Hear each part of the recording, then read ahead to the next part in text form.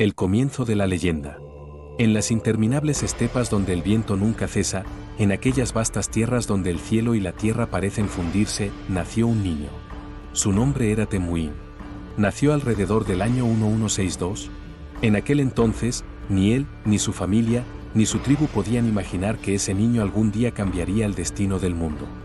El duro clima de Mongolia, con inviernos cruelmente fríos y veranos abrasadores, moldeaba esas tierras. Los fuertes sobrevivían, los débiles desaparecían. Todos los que nacían allí estaban obligados a aprender a sobrevivir. Temmuín, desde el momento mismo de su nacimiento, tendría que enfrentarse a las duras realidades de la vida. Su padre, Yesugei Bahadur, era un valiente líder tribal. Su madre, Oelun, fue su primera maestra. Ella le enseñaría tanto la paciencia como la resistencia. Pero el destino no le ofreció un camino fácil a Temmuín. Desde niño, el hambre, la traición y la soledad se convirtieron en parte inseparable de su vida. Según las leyendas, al nacer Temmuín sostenía en su mano un coágulo de sangre. En la tradición de la estepa, esto era la señal de que se convertiría en un gran guerrero. Sin embargo, en esos días nadie podía imaginar que esa señal anunciaba no solo a un guerrero, sino al fundador de un imperio, al conquistador más temido de todos los tiempos, Gengis Khan. Su infancia no fue la de un heredero común. Desde muy joven luchó contra el hambre, fue abandonado por su tribu, se enfrentó a conflictos con sus propios hermanos. El viento de la estepa no solo le trajo frío, sino también paciencia y resistencia. Cada vez que caía, se levantaba de nuevo. Y paso a paso, caminaba hacia convertirse en el héroe de una de las mayores epopeyas de la historia. Hoy lo recordamos como conquistador, como emperador, como bárbaro o como genio. Pero antes que todo eso, fue un niño de la estepa, Temmuín. Y ahora, en este documental contaremos cómo un niño común llegó a convertirse en Gengis Khan, el hombre que arrasó continentes, cambió el destino de millones y estremeció hasta la sombra de los imperios. En las vastas estepas de Asia, donde el azul infinito del cielo se encuentra con el verde ondulante de los pastizales, el murmullo del viento nunca cesa en los oídos de los hombres, y cuando cae la noche, innumerables estrellas cubren la tierra como si fuera una gran tienda de campaña.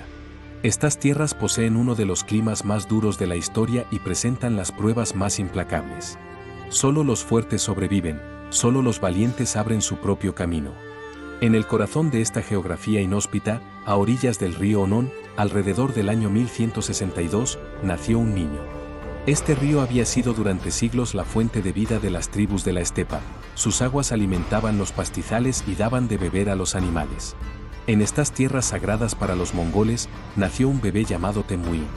Aquellos que consideraron su nacimiento un hecho común se equivocaron, porque este niño sería el fundador de un imperio que cambiaría la historia de la humanidad. Según la leyenda, al nacer, Temmuín tenía un coágulo de sangre en la mano. En la cultura de la estepa, esto era señal de un guerrero nacido para la batalla. Los ancianos de su tribu interpretaron esto como una profecía: este niño será un gran líder algún día. Sin embargo, en ese momento, nadie podía imaginar que este bebé no solo lideraría su tribu, sino que pondría de rodillas a toda la estepa e incluso a continentes enteros. Su padre, Yesugei Bahadur, era el líder del clan Quillán. Reconocido por su valentía en las batallas, era tanto protector como guía de su tribu. Su madre, Oelun, era una mujer de gran inteligencia y determinación. Se convertiría en la primera maestra de Temmuín y en su más fiel aliada. En la estepa, las mujeres no solo eran madres, sino también guardianas con espíritu de guerrera. El carácter de Oelun sentó las bases más sólidas para el futuro liderazgo de Temmuín. Los años de infancia a orillas del río Onón enseñaron a Temmuín las duras reglas de la estepa. Un niño nacido allí debía aprender a luchar contra la naturaleza, soportar el hambre y vivir a caballo. En invierno, la nieve caía como cuchillas afiladas del cielo. En verano, el sol abrasaba los pastizales.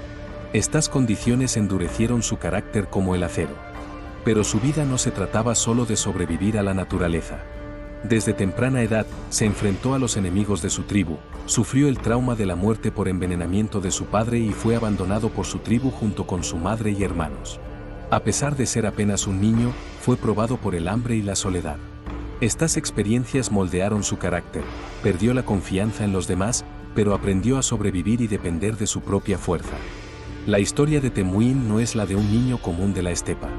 Creció bajo la supervisión del dios del cielo, Tengri, a orillas del río Onón. Y el destino le había escrito no solo sobrevivir, sino convertirse en uno de los mayores conquistadores de la historia. Hoy lo conocemos como Gengis Khan, un hombre que conquistó continentes, sometió estados y llevó su nombre más allá de las eras. Pero todo comenzó a orillas del río Onón, en una pequeña tienda de campaña, con Temujin. En las tierras donde nació Temujin, el destino de un niño dependía tanto de su propia voluntad como del legado de su familia. El padre de Temujin, Yesugei Bahadur, era un líder del clan Qiyad. Yesugei no era un guerrero común. Dentro de su tribu, se destacaba por su valentía y habilidades militares. Su título Bahadur no se otorgaba a cualquiera, solo a aquellos guerreros extraordinarios que demostraban un coraje sobresaliente en la estepa y lo portaban toda la vida. Yesugei, acostumbrado a la guerra a caballo, inspiraba respeto tanto con su espada como con su inteligencia estratégica. Pero Yesugei no era solo un guerrero fuerte, también podía mantener el equilibrio entre las tribus.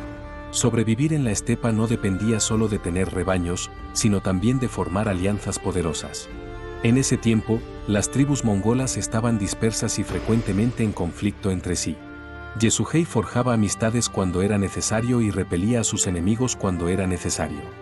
Tras una campaña, la vida de Yesugei cambió al conocer a una mujer que marcaría su destino y el de sus futuros hijos, Oelun.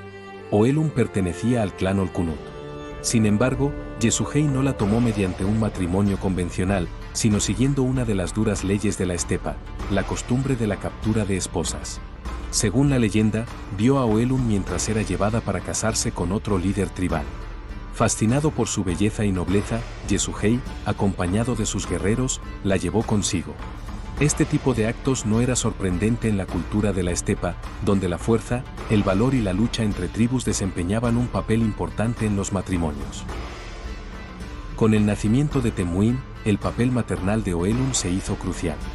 Ella le daría a su hijo no solo cariño, sino también la fuerza de voluntad para sobrevivir. Tras la temprana muerte de Yesugei y el abandono de la tribu, Oelun fue quien mantuvo a su familia unida. A pesar del hambre, los enemigos y la soledad, protegió y crió a sus hijos. Yesugei le transmitió el fuego del guerrero. Oelun le dio la fuerza para sobrevivir y la determinación.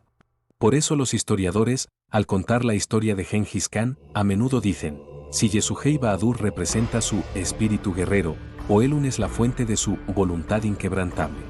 Uno de los puntos de inflexión más importantes en la vida de Temujin ocurrió cuando tenía apenas 9 años. Su padre, Yesugei, fue envenenado y asesinado por los tártaros. Yesugei era un valiente guerrero perteneciente a una de las tribus más poderosas de la estepa. Tras su muerte, el destino de Temujin y su familia cambió radicalmente. Según las tradiciones, la tribu tenía la obligación de proteger a la viuda y a los niños pequeños. Sin embargo, con la muerte de Yesugei, su clan vio a Oelun y a sus hijos como una carga.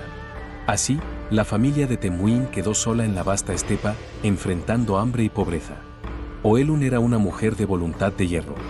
Para mantener a sus hijos con vida, recolectaba hierbas silvestres, raíces y a veces incluso pescados de tierras áridas. El hambre se convirtió en la huésped más pesada de la infancia de Temujin. Estas dificultades endurecieron su carácter. Tuvo que aprender desde muy pequeño la resistencia, la paciencia y la determinación necesarias para sobrevivir. Pero no solo enfrentó el hambre, sino también conflictos internos familiares. Su medio hermano, Bekter, comenzó a desafiar la autoridad de Temujin. La tensión surgida por la distribución de recursos dentro de la familia alcanzó un punto irreversible. Temujin y su hermano Khazar mataron a Bekter. Este hecho dejó una profunda marca en su espíritu, pues había derramado sangre de su propia familia y, al mismo tiempo, había dado un paso audaz en el camino del liderazgo. Durante su juventud, enfrentó otra gran prueba. La tribu Teikyut lo consideró una amenaza potencial y lo capturó. Le colocaron un pesado yugo de madera, kanji, alrededor del cuello, condenando a un niño pequeño a cadenas. Sin embargo, la determinación y el coraje de Temujin se hicieron evidentes incluso allí. Aprovechando la distracción de un guardia que lo custodiaba, logró escapar durante una noche oscura. Esta huida simbolizó no solo su libertad, sino también su futura capacidad de liderazgo. A lo largo de estos años, Temujin sintió de cerca la naturaleza implacable de la estepa. Hambre, traición, muerte y cautiverio. Todo esto no lo destruyó, sino que lo fortaleció. Incluso siendo un joven muchacho, el carácter del hombre que más tarde se convertiría en emperador ya estaba forjado. Cuando Temujin entró en su juventud, uno de los puntos de inflexión más importantes que moldearon su futuro fue su matrimonio. Durante la vida de su padre Yasuhei, existía un contrato de compromiso establecido bajo la dirección de Oelun. Según este acuerdo, Temujin se casaría con Borte, hija de Deisecen de la tribu Ongirat. En las tradiciones de la estepa, estos matrimonios no solo servían para fortalecer los lazos familiares, sino también para consolidar alianzas políticas entre tribus. Borte no solo era conocida por su belleza, sino también por su inteligencia, gracia y fortaleza. Al inicio de su matrimonio, sabía que Temujin era un joven aún sin tribu, débil y enfrentando dificultades casi imposibles. Sin embargo, a pesar de todas estas adversidades, Borte permaneció a su lado. Esta lealtad se convertiría en uno de los valores más importantes grabados en el carácter de Temujin y en las raíces de su dinastía en los años venideros.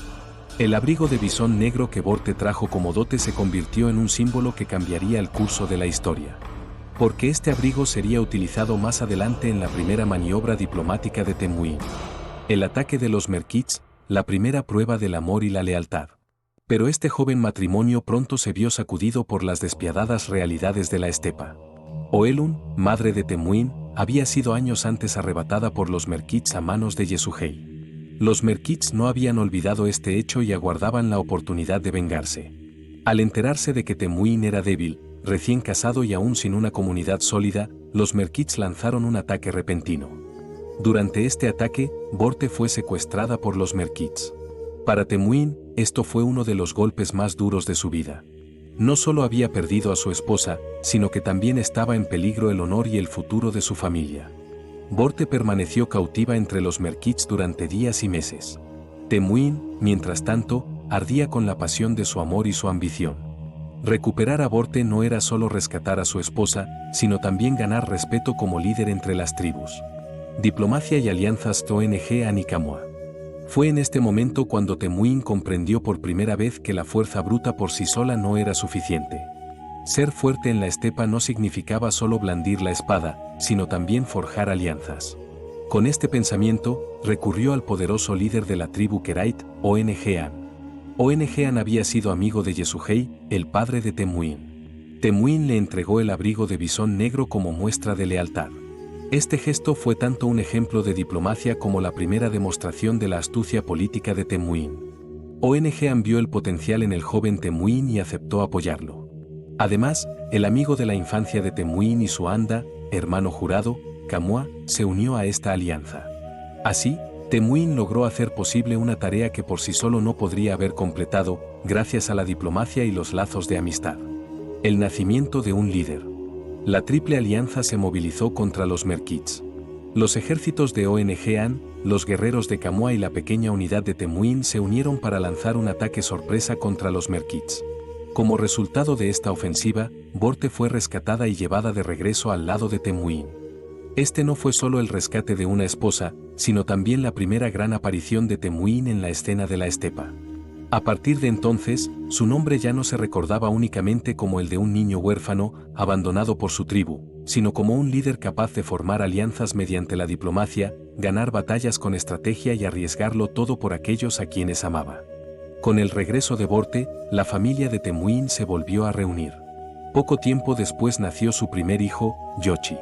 Esto marcó no solo el inicio de su papel como padre de familia, sino también el comienzo de un linaje que eventualmente fundaría un imperio. La importancia de las alianzas, las primeras señales de una nueva era. Este evento fue un anticipo del camino que Temujin seguiría en el futuro. Hasta ese momento, los líderes de las tribus en la estepa generalmente basaban su poder únicamente en lazos de sangre y en las tradiciones guerreras. Temujin, en cambio, adoptó un enfoque distinto. Eligió acumular poder formando alianzas, ganando confianza y utilizando su astucia diplomática. Este enfoque le permitió destacarse rápidamente frente a sus rivales. En las vastas llanuras de la estepa, el ataque de los Merkits marcó el inicio de un proceso que cambiaría el destino de Temujin. Ya no era solo un guerrero que luchaba por sobrevivir, se estaba convirtiendo en un líder destinado a convertirse en Genghis Khan, el hombre que sacudiría toda Asia. Anda, hermandad de sangre, el vínculo más sagrado de la estepa. En la cultura de la estepa, ser anda no era una simple amistad. Era un juramento sellado con sangre.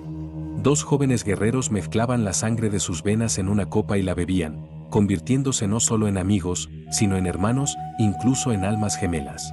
El juramento de Anda representaba lealtad hasta la muerte, fidelidad sin traiciones y un destino compartido. Este vínculo a menudo se consideraba más fuerte que la hermandad por lazos de sangre. Durante su juventud, la persona más importante con la que Temujin estableció este sagrado vínculo fue Kamua. Kamua provenía de una familia noble, tenía amplia influencia y desde joven pudo reunir un gran número de seguidores. Temujin, en cambio, contaba con un grupo más pequeño y venía de un pasado difícil, pero poseía una voluntad férrea. A pesar de sus diferentes orígenes, se admiraban mutuamente. Un día sellaron su amistad con el juramento de Anda. Tras este juramento, se considerarían más que hermanos y estarían dispuestos a dar su vida por la sangre del otro si fuera necesario. La cultura de Anda también era una herramienta importante en la política de la estepa. Dos líderes declarados hermanos de sangre acercaban a sus tribus, luchaban juntos contra enemigos comunes y reforzaban la cooperación. Temujin y Kamua, bajo la sombra de esta tradición, se apoyaron mutuamente durante muchos años. El primer ascenso, líderes de 20,000 yurtas. Tras el rescate de Borte, Temujin comenzó a aumentar su poder. Reunía guerreros a su alrededor y destacaba por su disciplina y justicia.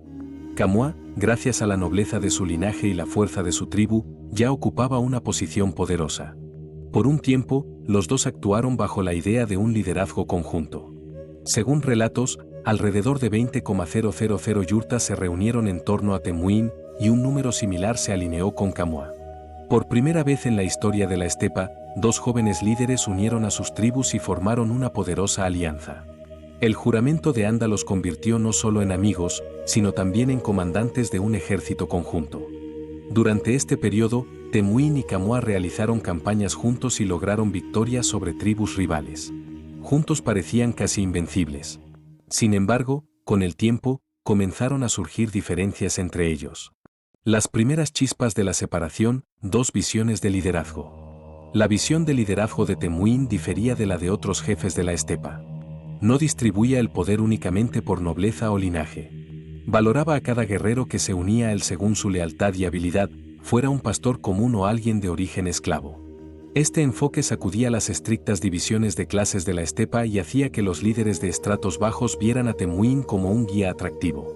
Kamua, en cambio, era un líder aristocrático tradicional. Favorecía a los nobles de familias elevadas y daba poca importancia a quienes no tenían linaje.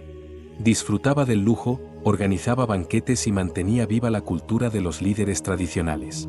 Estas diferencias comenzaron a aumentar la brecha entre ellos. El orden disciplinado y justo de Temujin contrastaba con la actitud aristocrática y hedonista de Kamua. La ruptura del vínculo de Anda. Después de un tiempo, Kamua se dio cuenta de que Temujin estaba ganando poder rápidamente y empezaba a amenazar su propia influencia. Aunque habían jurado lealtad mutua mediante el juramento de Anda, la política y la ambición por el poder comenzaron a debilitar ese lazo.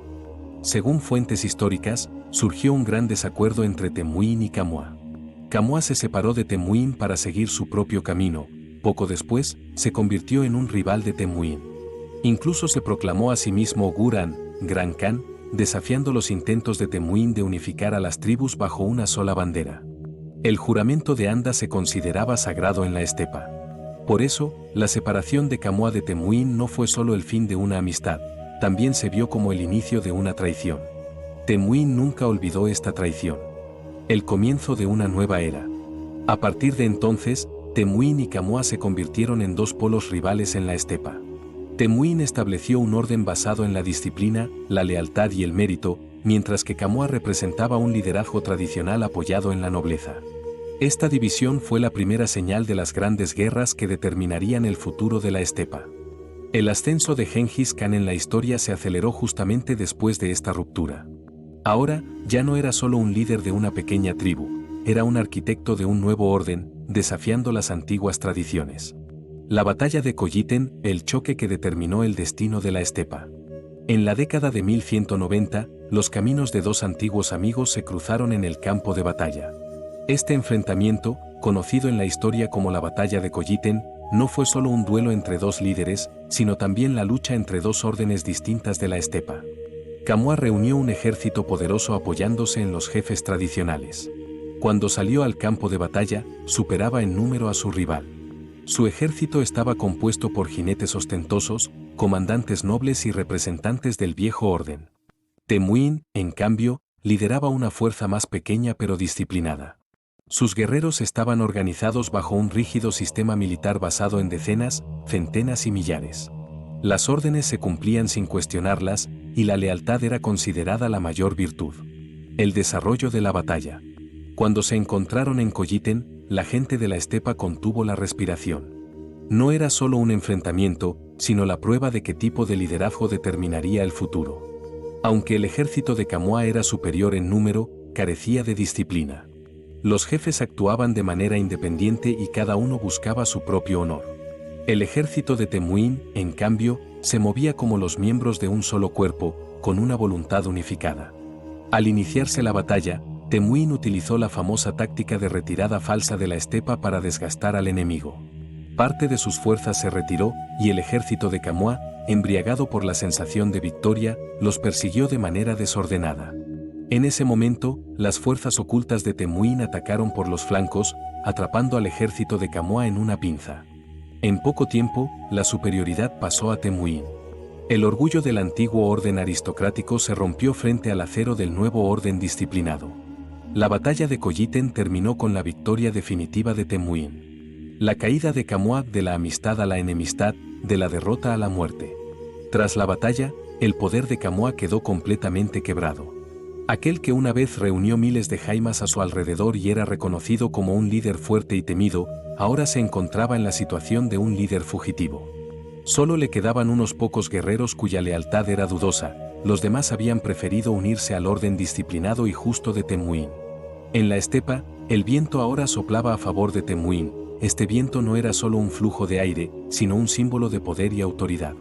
El destino de Kamua se formó de manera brutal, un ejemplo de la implacable realidad de la estepa. Las tribus que antes le eran fieles, al ver el ascenso de Temujin, lo traicionaron y abandonaron a su líder. En la estepa, el poder no se obtenía solo por superioridad numérica o nobleza, sino también por confianza, disciplina y mérito. Kamua, que alguna vez brilló como una de las estrellas más resplandecientes de la estepa, ahora estaba al borde de la caída, tanto física como simbólicamente. Cuando Kamua fue llevado ante Temujin, un profundo y pesado silencio los envolvió. Este silencio estaba lejos del estruendo del campo de batalla, era el silencio de un momento marcado por la antigua hermandad de sangre y la traición. Temujin miraba a su antiguo amigo recordando el juramento de Anda, las victorias y las pérdidas compartidas, mientras evaluaba la enemistad y la traición ante sus ojos. Ambos cargaban el peso del pasado sobre sus hombros. Kamua habló en ese momento con calma y dignidad. Estas palabras no fueron solo una expresión de rendición, sino también un reflejo de los valores de honor, valentía y virtud de la cultura de la estepa. Kamua puso fin a su vida con un final elegido, sin humillarse ni perder su respeto. Temujin, al escuchar las palabras de su antiguo amigo, no pudo contener las lágrimas. Esto mostraba que, a pesar de su carácter de líder severo, conservaba un profundo sentido de humanidad. Ser líder en la estepa significaba a veces tomar decisiones implacables. Sin embargo, Temujin respetó a su antiguo Anda y amigo, sin infligirle tortura ni humillación. Kamua murió con dignidad y por su propia decisión. Esta muerte simbolizó tanto el liderazgo de Temujin como el nuevo orden en la estepa. El poder no se obtiene solo con fuerza bruta, sino también con justicia, disciplina y mérito. La caída y muerte honorable de Kamua se convirtieron en la primera prueba crítica del liderazgo de Temujin, quien más tarde uniría a todas las tribus mongolas y fundaría un gran imperio. La muerte de Kamua no fue solo la caída de un rival. Con él, también terminó el sistema aristocrático de la estepa que había perdurado durante siglos. Este sistema se basaba en los lazos de sangre y la nobleza, y el liderazgo de las tribus generalmente recaía en las familias más nobles. La superioridad en la guerra se medía no solo por el valor personal, sino también por las conexiones familiares y el prestigio histórico de los nobles. Kamua era uno de los representantes más poderosos de este sistema. Con su muerte, no solo desapareció un líder, sino que también se borró esta antigua estructura social y política de la estepa. A partir de entonces, las tribus mirarían hacia un nuevo orden basado en el mérito y la disciplina, y no en las antiguas tradiciones. Temüin, en este punto crucial, estaba dando inicio a una nueva era. Su enfoque de liderazgo se basaba no solo en el poder, sino también en garantizar justicia y orden. Gracias a su ejército disciplinado, sus unidades que obedecían órdenes sin cuestionarlas y su política de promover a los individuos talentosos, las tribus de la estepa le mostraban lealtad voluntaria. Quienes se unían a Temüin ya no eran valorados únicamente por su linaje, sino por su coraje, habilidad y lealtad. Los tres principios fundamentales de este nuevo orden eran: disciplina. Las órdenes se ejecutaban dentro de un estricto sistema jerárquico y organizado. Justicia. Temüin recompensaba no solo a los poderosos, sino a los que actuaban correctamente. Estos principios implementados por Gengis Khan cambiaron el destino de la estepa. Las tribus ya no se sometían a los privilegios de los antiguos líderes, sino a la férrea disciplina y el sentido de justicia de Temüin. Los vientos de la estepa ahora soplaban según su voluntad. Montañas, valles y ríos eran testigos silenciosos de su ascenso. La batalla de Koyiten y la muerte de Kamoa marcaron uno de los puntos críticos en la ascensión de Temüin en la historia mundial. Estos eventos no solo representaron el trágico final de un antiguo amigo, sino también el colapso de la jerarquía tribal que había perdurado por siglos. Esta victoria le otorgó a Temüin no solo poder físico, sino también autoridad política, prestigio y el derecho indiscutible de liderar la estepa. La trágica historia de los dos líderes unidos por el juramento de Anda determinó la concepción del liderazgo de Temüin y su influencia sobre todas las tribus mongolas. Esta historia se registró como un punto de inflexión en la historia de la estepa, un escenario donde amistad, traición, estrategia y disciplina se combinaron para cambiar el curso de la historia. Así, el ascenso de Gengis Khan no fue solo la victoria de un hombre, significó el nacimiento de un nuevo orden en la estepa, una visión de imperio basada en justicia y mérito. A partir de entonces, las tribus permanecerían unidas confiando no en las presiones de las antiguas tradiciones, sino en la justicia y el orden del sistema establecido por Temüin. Durante siglos, en la estepa vivieron clanes mongoles independientes y, con frecuencia, en conflicto entre sí. Cada clan estaba bajo el liderazgo de su propio jefe, defendía sus tierras y rebaños, y participaba en pequeños enfrentamientos intertribales cuando era necesario. Las reglas de la estepa eran el resultado tanto de las condiciones naturales como del orden social. La vida nómada a caballo requería moverse constantemente y proteger los recursos. Los conflictos entre tribus eran a menudo parte de la supervivencia y la seguridad de los rebaños. Sin embargo, a comienzos del siglo XIII, Temüin avanzaba para cambiar las reglas de la estepa y el equilibrio de poder entre las tribus. Su nuevo orden se basaba en la disciplina, el mérito y la justicia. No se valoraba la nobleza de un individuo, sino su habilidad y lealtad. Este enfoque permitió que, comenzando con pequeños grupos, se formara gradualmente una unión mucho más grande. Bajo el liderazgo de Temüin, tribus previamente enemigas comenzaron a unirse en torno a un objetivo común. Para 1206, alrededor de Temüin se reunieron no solo su propio clan, sino numerosos clanes y comunidades diversas. Delegados, consejeros, guerreros y ancianos jefes de toda la estepa llegaron al gran campo del Kurultai, ubicado cerca de los ríos Orjón y Onón. Este espacio, rodeado de amplias llanuras que se abrían al cielo, mostraba todo el esplendor de la estepa. Los colores de las tiendas, las banderas, los caballos y las armas creaban un panorama de magnificencia nunca antes visto en la estepa. Importancia y desarrollo del Kurultai. El Kurultai no era solo una reunión política, sino un espacio ceremonial donde se exhibían poder, respeto y legitimidad. Cada clan llegaba con sus tiendas coloridas, adornos y demostraciones de sus guerreros. Algunas tiendas estaban decoradas con plumas, pieles y telas brillantes. Los guerreros realizaban acrobacias a caballo, mostrando sus habilidades con arco y lanza. Por un lado, se escuchaba música y oraciones chamánicas. Los chamanes de la estepa lanzaban plumas e incienso al cielo, ofreciendo plegarias a Tengri por la unidad y la justicia. Por otro, había exhibiciones ecuestres y simulaciones de combate. Las tribus mostraban su disciplina y habilidades tanto entre sí como ante Temüin. Esta ceremonia no era solo un espectáculo visual, sino una demostración de poder y prestigio. Todos los delegados se reunieron junto a Temüin, como símbolo de un orden basado en el mérito y la fuerza. El respeto ya no se medía únicamente por la nobleza, sino por el éxito, la lealtad y la justicia. Este Kurultai, reunido bajo la dirección de Temüin, desafiaba el antiguo orden de la estepa. Los signos de una nueva era eran evidentes. Las tribus ya no miraban a las jerarquías aristocráticas tradicionales, sino a la autoridad basada en la justicia y la disciplina establecida por Temujin. La entrega del título de Genghis Khan a Temujin. El momento más crítico del Kurultai fue cuando Temujin se presentó y recibió el título de Genghis Khan. Este acto no fue solo un cambio de nombre, significaba el reconocimiento oficial del derecho de las tribus mongolas, divididas durante siglos, a unirse bajo un solo líder. En la estepa, recibir un título de liderazgo era tanto una aprobación política como un símbolo de legitimidad espiritual. El nombre Genghis simbolizaba la inmensidad del cielo y su poder infinito.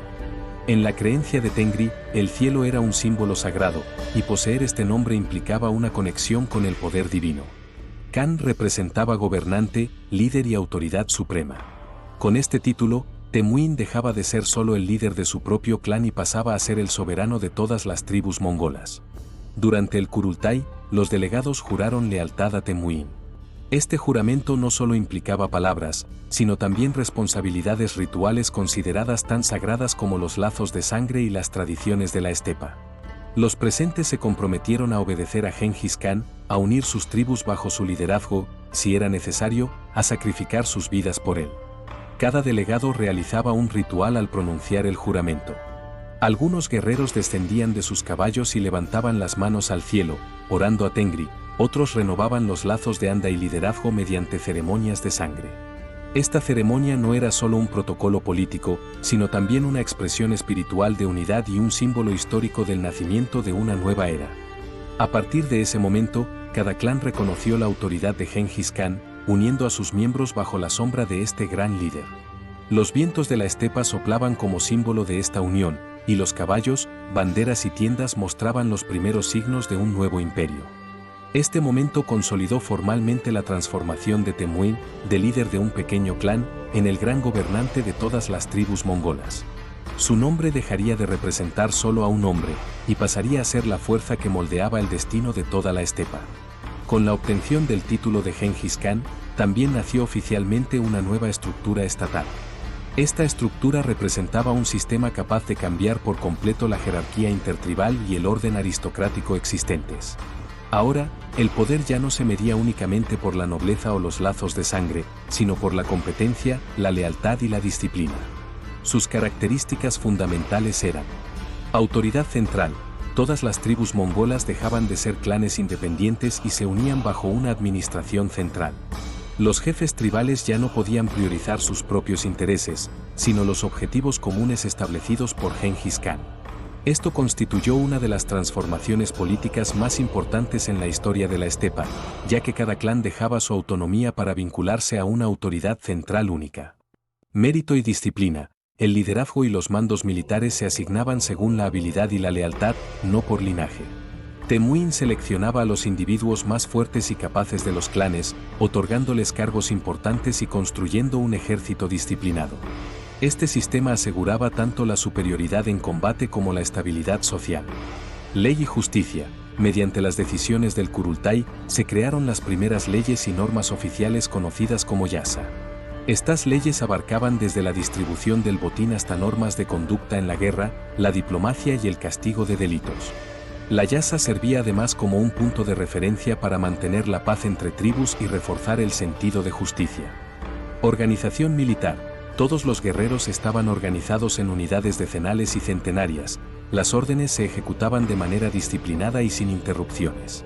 Esta estructura permitía movimientos rápidos y tácticas flexibles, combinando las ventajas de la cultura nómada a caballo con la eficiencia de un ejército bien estructurado, otorgando a Temujin un gran poder militar. Estas estructuras sentaron la base administrativa, política y militar que permitiría a Genghis Khan conquistar no solo Mongolia, sino gran parte de Asia. Al mismo tiempo, se presenció en la estepa el surgimiento de una autoridad central sin precedentes. Importancia del Kurultai en la estepa y en la historia.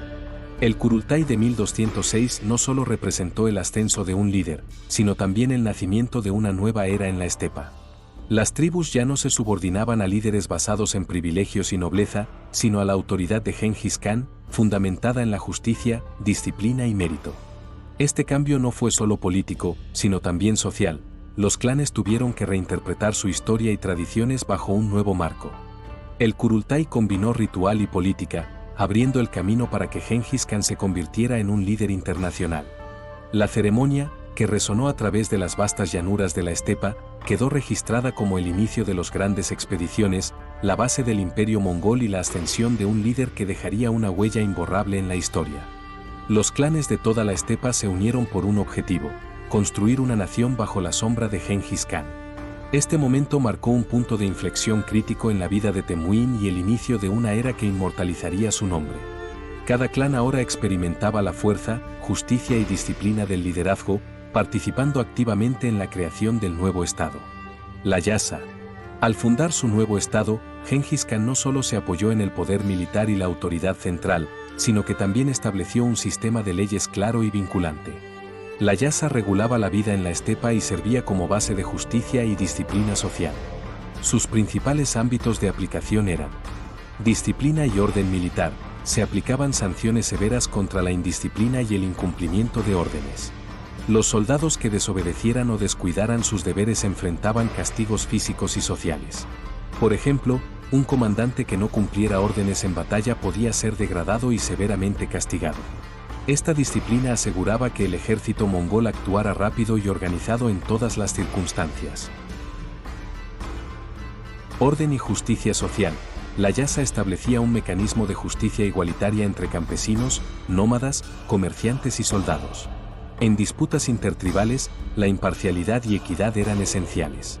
Por ejemplo, si una tribu dañaba a otra, la Yasa determinaba compensaciones y castigos justos, fomentando la convivencia pacífica y la confianza en el Estado. La Yasa no solo regulaba castigos y disciplina, también abarcaba normas de conducta en la guerra, robo, relaciones matrimoniales, comercio y diplomacia. Fue la base del proyecto de Gengis Khan de unificar a la sociedad mongola bajo un solo techo y crear un estado estable. Gengis Khan estableció una red rápida de comunicación e inteligencia para su ejército y estado, conocida como YAM. Sus características eran: velocidad de comunicación. Los mensajes y órdenes podían llegar en horas en lugar de días, permitiendo a Gengis Khan seguir los movimientos de su ejército y tomar decisiones estratégicas rápidamente. El YAM aseguraba la preparación ante ataques sorpresa y maniobras ágiles en el campo de batalla. Aplicaciones militares, comerciales y diplomáticas. La red transmitía información sobre rutas comerciales, cambios de precios, zonas de conflicto o peligro, así como noticias diplomáticas y enviados, manteniendo informado al líder de manera segura y rápida. Control y supervisión estatal. Permitía recopilar información sobre tribus o provincias lejanas, detectar posibles rebeliones o traiciones y actuar de forma preventiva. El YAM fue una de las herramientas clave que permitió a Gengis Khan administrar eficazmente un imperio de vastas dimensiones. Al fundar su estado, Gengis Khan no se limitó solo a establecer el orden militar y administrativo, también implementó una política de tolerancia religiosa entre diferentes creencias. Este enfoque aseguró la paz interna y fortaleció las relaciones comerciales y diplomáticas. Sistema de creencias y tolerancia. La base de la religión era el chamanismo, centrado en la devoción a Tengri y el respeto a los espíritus de la naturaleza. Los chamanes actuaban tanto como guías espirituales de la sociedad como asesores en ciertos rituales estatales. Este sistema promovía una vida en armonía con la naturaleza, apoyando los equilibrios de la cultura nómada a caballo y el orden social. Se permitió la libre práctica de la religión a comunidades budistas, musulmanas, cristianas y taoístas. Al permitir que las distintas creencias practicaran sus rituales, Gengis Khan fomentó la confianza de la población en el Estado y aseguró la lealtad de diferentes comunidades. Esta política reducía la resistencia social, especialmente en las regiones conquistadas, y garantizaba la continuidad de la actividad económica. Participación religiosa en la administración. Personas de distintas religiones podían ocupar cargos en el gobierno y practicar su fe libremente. Por ejemplo, los monjes budistas podían desempeñarse en la educación y la ciencia, comerciantes musulmanes y cristianos podían trabajar en la administración financiera, y eruditos taoístas ofrecían asesoramiento diplomático. Así, Gengis Khan podía atraer a individuos talentosos al servicio del Estado sin que su religión fuera un obstáculo. Esta tolerancia se convirtió en una herramienta estratégica cuando el imperio mongol expandió sus fronteras, permitiéndole gobernar diversos pueblos y culturas. En las ciudades conquistadas, Reconocer los derechos de las comunidades religiosas en lugar de imponerles restricciones fue clave para la estabilidad y longevidad del imperio. Además, garantizar la seguridad de comerciantes y viajeros fortaleció la protección de la ruta de la seda y otras rutas comerciales. Estas estructuras demuestran que Gengis Khan, al construir su imperio, no se enfocó únicamente en la victoria militar, sino también en establecer un estado sostenible y organizado. La yasa, el ejército disciplinado, el sistema de comunicación rápida y la política religiosa tolerante reflejan su inteligencia excepcional, su visión a largo plazo y su genialidad estratégica en el gobierno. Los primeros grandes pasos de Gengis Khan fuera de las estepas de Mongolia fueron las campañas contra el reino Tangut de Xia Occidental y la dinastía Jin. Estas expediciones marcaron el inicio de la transformación del imperio mongol, pasando de ser una fuerza nómada a un actor global capaz de enfrentarse a imperios establecidos y consolidados. Campañas contra Xia Occidental, Tangut. El ejército de Temujin utilizó tácticas de caballería rápida alrededor de las ciudades de Xia Occidental para desgastar al enemigo en la estepa y luego proceder a los asedios urbanos. Durante estas campañas, los mongoles se enfrentaron por primera vez a ciudades fortificadas con murallas regulares, lo que inicialmente les resultó difícil. Sin embargo, aprendieron a utilizar catapultas, torres de asedio y arietes con la ayuda de ingenieros capturados. A pesar de la resistencia de los Tangut, la presión estratégica de Gengis Khan obligó a los reyes de Xia Occidental a jurar lealtad a los mongoles. Esto representó una gran ganancia tanto militar como económica, ya que permitió el acceso a las rutas comerciales de la Ruta de la Seda. Conflicto con la dinastía Jin. La dinastía Jin era el estado más poderoso del norte de China, con una población numerosa, una economía agrícola desarrollada y grandes ejércitos. A primera vista, la estructura nómada y la menor cantidad de tropas mongolas parecía una desventaja frente a Jin. Sin embargo, Gengis Khan combatió con superior movilidad contra los ejércitos pesados, desorganizados y divididos de Jin. Además, empleó estrategias de destrucción y terror al ingresar a sus territorios, minando la moral de la población y del ejército enemigo. Mientras los generales Jin a menudo se enfrentaban entre sí, los mongoles actuaban con disciplina y siguiendo la cadena de mando. Asedio de Zhongdu, Beijing. Uno de los mayores logros de los mongoles en el este fue el asedio de Zhongdu, la capital de la dinastía Jin, actual Beijing. Zhongdu era una de las ciudades más importantes de Asia, con murallas altas, gran población y riqueza. El asedio duró meses, y los mongoles utilizaron catapultas, proyectiles de fuego y torres de asedio con la ayuda de ingenieros chinos. Ante el hambre y las enfermedades, la administración Jin se vio obligada a rendirse. Los mongoles tomaron la ciudad y saquearon gran parte de ella. Este evento dejó una profunda huella en la historia de China y demostró al mundo la amenaza que representaban los mongoles. Ganancias tecnológicas y culturales. Durante estas campañas orientales, Gengis Khan no solo conquistó territorios, sino que también incorporó el conocimiento técnico de las civilizaciones sedentarias a su ejército.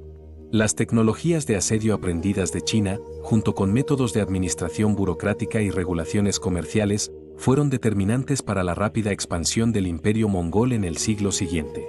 Los mongoles dejaron de ser solo guerreros de la estepa, y se convirtieron en un ejército disciplinado capaz de sitiar ciudades y llevar a cabo campañas prolongadas. Importancia estratégica. Las campañas del este se convirtieron en la puerta de expansión del imperio mongol.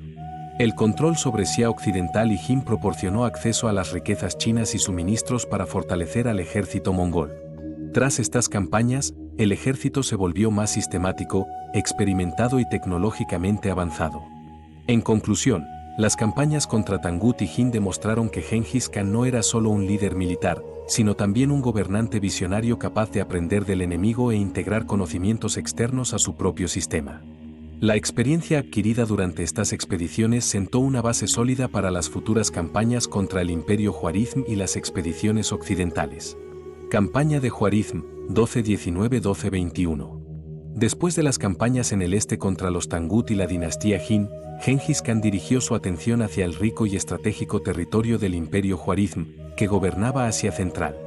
A finales del siglo XII, los Juarizm gobernaban un estado poderoso que se extendía desde Jorasán hasta Maveraunar, destacando por la riqueza de ciudades como Samarcanda y Bujara. Inicialmente, las relaciones entre los mongoles y los juarizmíes eran amistosas. Gengis Khan estableció contactos a través de embajadores con el sultán Alaeddin Muhammad para fomentar el comercio y garantizar la seguridad de la ruta de la seda. Sin embargo, este inicio amistoso pronto se convirtió en una de las guerras más sangrientas de la historia. El incidente de Otrar. En 1218, Gengis Khan envió una gran caravana comercial de 500 personas cargada de valiosas mercancías a la ciudad de Otrar para fortalecer las relaciones comerciales con los juarizmíes. Sin embargo, Inalchik, gobernador del sultán Alaeddin Muhammad, acusó a la caravana de espionaje, confiscó las mercancías y mató a la mayoría de los comerciantes. Este acto no fue solo un ataque económico, sino también un insulto diplomático. Gengis Khan envió embajadores al sultán para resolver el asunto sin guerra, pero el sultán mató a uno de ellos y mutiló a los demás antes de enviarlos de regreso. Este hecho fue considerado una ofensa imperdonable según la ley mongola, y la diplomacia terminó. La guerra de venganza era inevitable. El incidente de Otrar marcó el inicio de una campaña que cambiaría no solo la relación entre los dos estados, sino el destino de todo el mundo islámico. Caída de Bujará, Samarcanda y Urgench. En 1219, Gengis Khan invadió el territorio juarizmí a través del río Sir-Daria con un gran ejército. Su primer objetivo fue la estratégica ciudad de Bujará. El ejército mongol capturó rápidamente la ciudad utilizando avanzadas técnicas de asedio y tácticas de guerra psicológica. Según se dice, Gengis Khan declaró en Bujará: «Soy el castigo de Dios. Si no hubieran cometido grandes pecados, Dios no los castigaría conmigo». Después de Bujará, los mongoles se dirigieron a Samarcanda, la principal ciudad juarizmí, famosa por sus fuertes murallas y numerosas guarniciones. Sin embargo, los mongoles rodearon la ciudad con catapultas, torres de asedio y armas de lanzamiento, aislándola rápidamente. Aunque la guarnición turca resistió, parte de la población se rindió y Samarcanda cayó como Bujará. Posteriormente, Urgench fue sitiada. Sus murallas eran muy fuertes y la geografía limitaba la movilidad de la caballería mongola. A pesar de ello, tras meses de sangriento asedio, la ciudad cayó. Los mongoles perpetraron una de las mayores masacres de la historia en Urgench. Decenas de miles de personas fueron asesinadas y la ciudad fue destruida completamente. Con la caída de estas ciudades, el imperio juarizm quedó prácticamente colapsado. Redadas de Subotay y Gebe. Gengis Khan no se limitó a tomar las ciudades centrales. Sus generales estratégicamente brillantes, Subotay y Gebe, fueron enviados a incursiones hacia el oeste del mar Caspio. Con unos pocos miles de soldados de élite, avanzaron primero por Irán y luego hacia el Cáucaso, atacando a georgianos, alanos y quipechas. Estas incursiones no solo expandieron los límites del ejército mongol, sino que también enviaron las primeras señales de su presencia al mundo occidental. Subotay y Gebe derrotaron a cientos de miles de soldados enemigos mediante su destreza táctica, dejando un registro histórico imborrable. Masacres, deportaciones y control de rutas comerciales. Durante la campaña contra Juarizm, Gengis Khan no buscaba solo victorias militares, sino el control total de la ruta de la seda. Tras la caída de Bujará, Samarcanda y Urgench, se cometieron masacres a gran escala en estas ciudades. Las que resistieron fueron devastadas, mientras que algunas que se rindieron sufrieron daños menores. Los mongoles deportaron parte de la población a otras regiones de Asia Central. Artesanos, herreros e ingenieros fueron incorporados al servicio del ejército mongol, aumentando así su poder militar y económico. Las rutas comerciales quedaron seguras bajo administración mongola. Los comerciantes, antes sometidos a la opresión de los juarizmíes, pudieron viajar libremente, sentando las bases para la Pax Mongólica. Avance hasta el Cáucaso.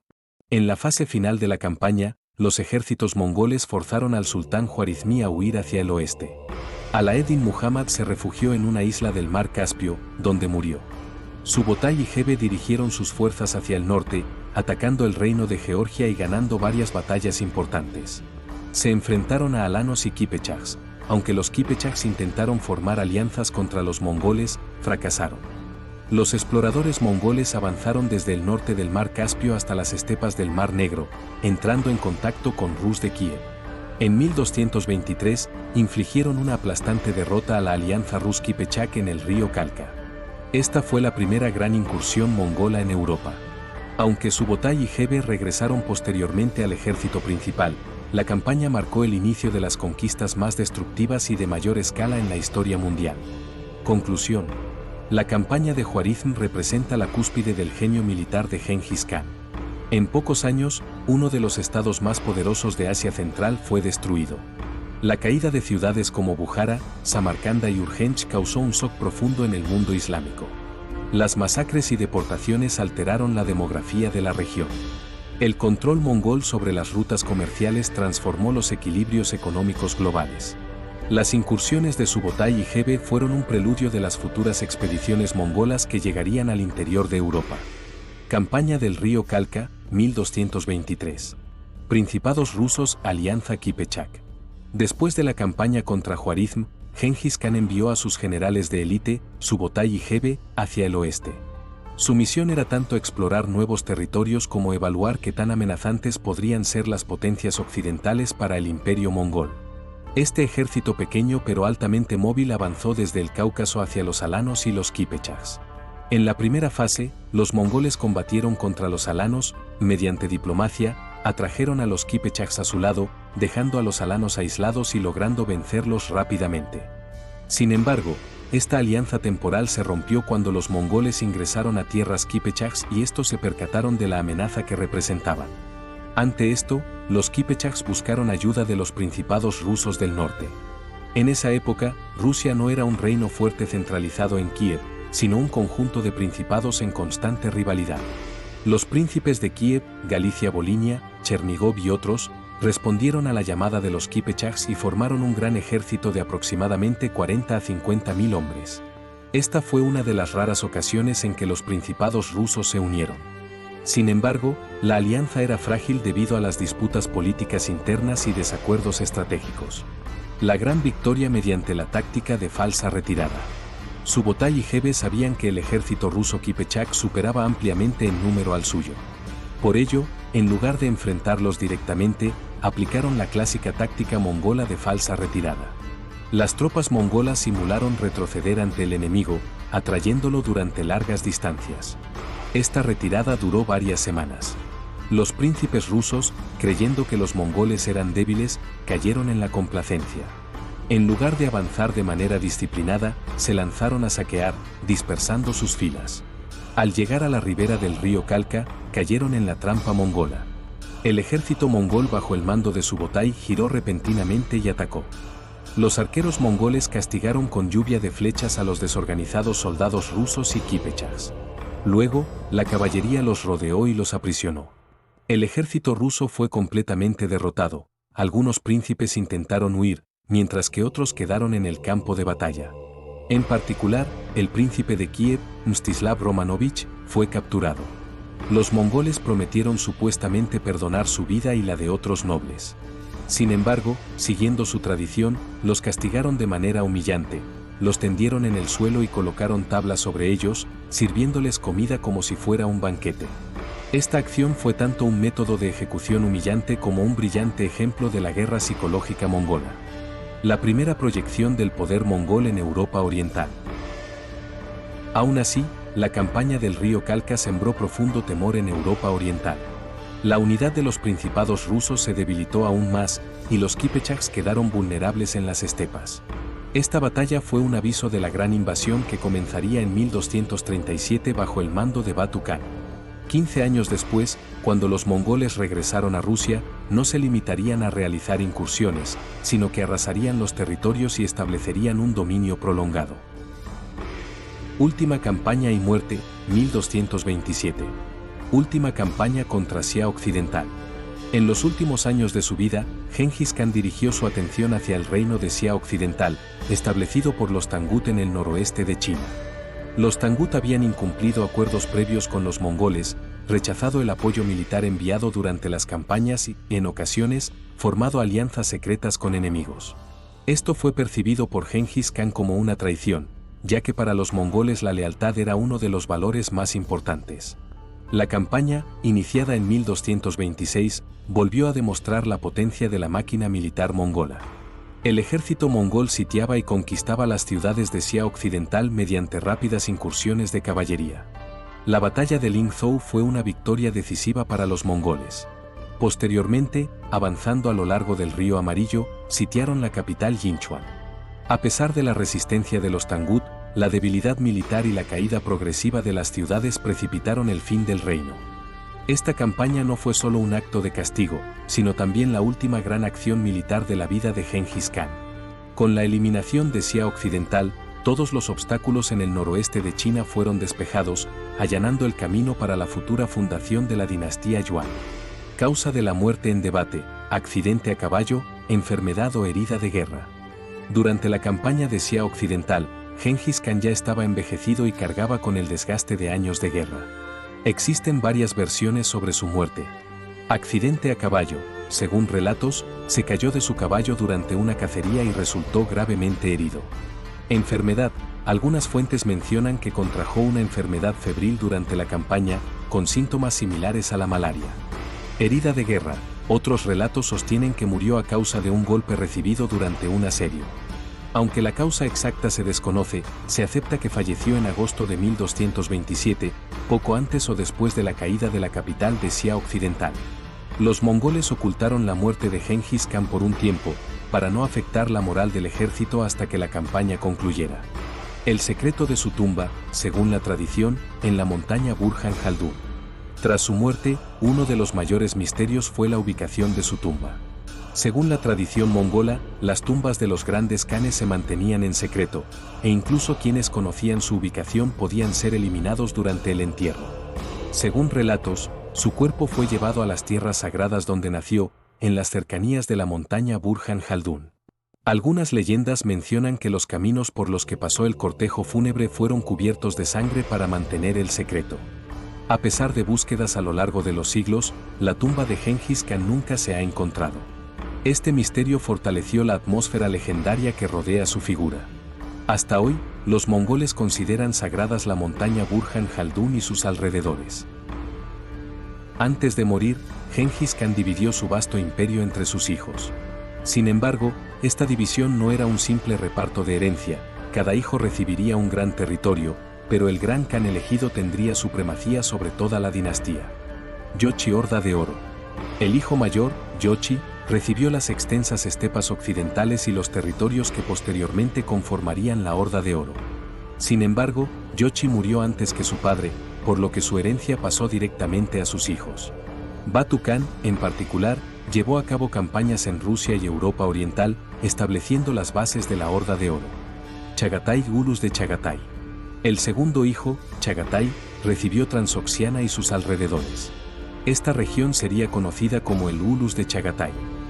Chagatai se distinguió por su carácter severo y disciplinado, gobernando su territorio con sus propias leyes y sistema administrativo, convirtiéndose en una rama importante de la dinastía. Ojedei Gran Khan. El tercer hijo, Ojedei, fue designado por Gengis Khan como líder central del imperio. En el Kurultai de 1229 fue oficialmente elegido Gran Khan. Durante su gobierno, el imperio mongol se expandiría hacia el oeste, lanzando grandes invasiones en Europa. Toluy, territorios centrales. El hijo menor, Toluy, recibió las regiones centrales de Mongolia, consideradas el corazón del imperio. También actuó como comandante efectivo del ejército, adquiriendo gran poder. De la línea de Toluy descendió Kubilai Khan, quien más tarde fundaría la dinastía Yuan en China. La muerte de Gengis Khan no solo marcó el fin de un gobernante, sino un hito en la historia mundial. Tras él, el imperio se dividió en 4 ramas, pero el poder mongol no disminuyó. Por el contrario, las campañas de sus hijos y nietos continuaron sacudiendo vastos territorios desde Europa hasta China. El legado de Gengis Khan. Seguridad de las rutas comerciales. Gengis Khan y sus sucesores consideraron la seguridad de las rutas comerciales como uno de los objetivos más importantes del imperio. Caminos que anteriormente estaban fragmentados y eran vulnerables a los ataques de bandidos, debido a los estados y tribus dispersas, quedaron asegurados bajo el control central de los mongoles. Pax Mongolica. Los historiadores llaman paz mongola al periodo de seguridad y estabilidad proporcionado por el imperio a mediados del siglo XIII. Al igual que la Pax Romana del Imperio Romano, la administración mongola facilitó el transporte intercontinental. Protección especial para comerciantes. Los mongoles ofrecían protección oficial a las caravanas comerciales y aplicaban castigos severos contra robos o ataques. Gracias a esto, los comerciantes podían trasladar sus mercancías de manera segura desde las estepas de Asia Central hasta los puertos de China o Medio Oriente. De esta manera, la seda, las especias, piedras preciosas, pieles, cerámica y metales se transportaban de manera más rápida y segura a lo largo del continente euroasiático. Flujo de mercancías, cultura y conocimiento en la ruta de la seda, brújula, pólvora, papel. El imperio mongol funcionó como un puente entre Oriente y Occidente. Especialmente en la ruta de la seda, este intercambio transformó la historia de la humanidad. Transferencia tecnológica, técnicas desarrolladas en China, como la brújula, la pólvora y la fabricación de papel, fueron trasladadas a Medio Oriente y Europa gracias a las campañas mongolas. Estas innovaciones provocaron revoluciones en navegación, tecnología bélica y educación en Europa. Flujo de conocimiento, no solo mercancías y tecnologías, sino también ideas y saberes viajaron. Los conocimientos chinos de astronomía y medicina llegaron al mundo islámico, mientras que obras de matemáticas y filosofía del Medio Oriente se trasladaron a Asia. Viajeros y diplomáticos, los mongoles facilitaron los viajes de comerciantes, exploradores y diplomáticos dentro del imperio. Exploradores europeos como Marco Polo pudieron llegar a China gracias a este entorno seguro y transmitir sus observaciones a Occidente. De este modo, los mongoles impulsaron significativamente la transferencia cultural entre continentes. Tolerancia religiosa e intercambio cultural. Gengis Khan y sus nietos adoptaron una política de tolerancia religiosa. Dentro del imperio mongol coexistían numerosas religiones como budismo, islam, cristianismo, chamanismo y taoísmo. Se respetaba a los líderes religiosos y no se les cobraban impuestos. Gengis Khan decía que las diferentes religiones eran caras distintas del cielo. Gracias a esta tolerancia, la interacción cultural dentro del imperio se aceleró enormemente. Científicos, artistas, arquitectos y artesanos de distintas naciones eran invitados a los palacios mongoles. Por ejemplo, ingenieros chinos construían puentes y máquinas de asedio en Medio Oriente, mientras que científicos musulmanes realizaban estudios astronómicos y calendáricos en China. El legado de Gengis Khan no se limitó a la paz y al intercambio cultural. Las conquistas mongolas trajeron también una enorme destrucción.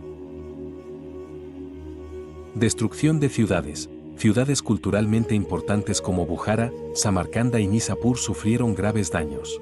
Bibliotecas fueron quemadas y parte del legado científico se perdió. Los mongoles destruían por completo las ciudades que no se rendían como advertencia, disuadiendo a otras de resistir. Aunque efectivo a corto plazo, este método interrumpió el desarrollo urbano y cultural a largo plazo. Efectos genéticos e históricos. El legado de Gengis Khan se siente no solo a nivel político y cultural, sino también biológico y genético. Investigaciones genéticas estiman que hoy aproximadamente 16 millones de hombres, especialmente en Asia Central, descienden de Gengis Khan y su dinastía. Esto representa uno de los impactos genéticos más grandes de la historia humana. Históricamente, tras el Imperio Mongol, la política mundial se reorganizó. La dinastía Yuan en China, los ilkhanatos en Irán, la Horda de Oro en Rusia y el Kanato de Chagatai en Asia Central surgieron como nuevos poderes. Además, gracias a la red comercial establecida por los mongoles, aumentó la interacción entre Europa, Medio Oriente y Asia, acelerando el flujo de información y mercancías que sentaría las bases para el Renacimiento. Gengis Khan no fue solo un conquistador que atravesó continentes con sus ejércitos, también fue un fundador que dejó una huella imborrable en la historia al establecer un sistema estatal sólido y un conjunto de leyes. Bajo su liderazgo, los mongoles pasaron rápidamente de ser tribus nómadas dispersas a formar uno de los imperios más grandes que la historia haya conocido. Tanto su faceta guerrera como su visión organizativa y futurista fueron notables.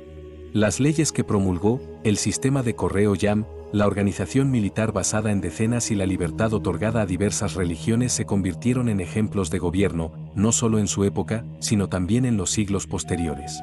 Aunque el imperio mongol se fragmentó tras la muerte de Gengis Khan, su legado continuó vivo en distintas regiones. La influencia de la Horda de Oro en Rusia, la cultura política del Kanato de Chagatai en Asia Central, la presencia de los ilkhanatos en Irán y Anatolia, y la dinastía Yuan fundada por Kublai Khan en China, todo ello fue consecuencia directa de los cimientos que Gengis Khan había establecido.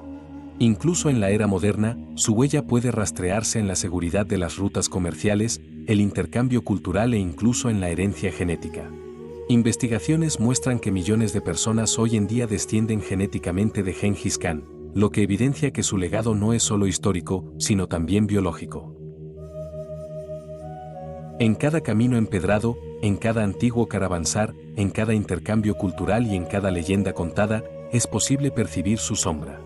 En las estepas mongolas, un niño que cabalga su caballo a toda velocidad quizá no lo sabe, pero los cascos que resuenan con el viento aún transportan el eco de Gengis Khan. Aunque la historia lo presente a veces como un bárbaro y otras como un genio, no hay duda de que su nombre resonará para siempre en la memoria.